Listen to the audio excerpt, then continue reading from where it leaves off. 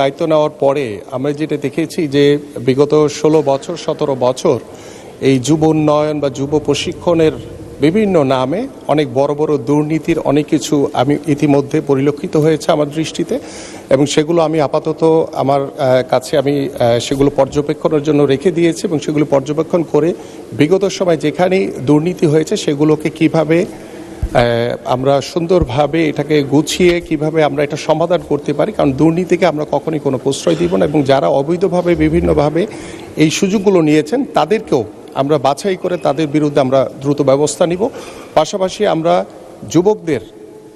কর্মসংস্থানের জন্য, যুবতীদের কর্মসংস্থানের জন্য আমাদের মাননীয় প্রধানমন্ত্রী যে নির্দেশনা রয়েছেন সেই নির্দেশনা অনুযায়ী ইতিমধ্যে আমি আগামীতে আমাদের যে কর্মসংস্থানের লক্ষ্য নিয়ে যে আমাদের কার্যক্রম এবং আমরা কিভাবে যুব উন্নয়ন অধিদপ্তরের মাধ্যমে আমরা আরও ব্যাপকভাবে কর্মসংস্থান ব্যবস্থা করতে পারি এবং প্রশিক্ষণগুলো যাতে একদম সঠিকভাবে করা হয় সেগুলো আমি নিজে তদারকি করব ইনশাআল্লাহ ভবিষ্যতে।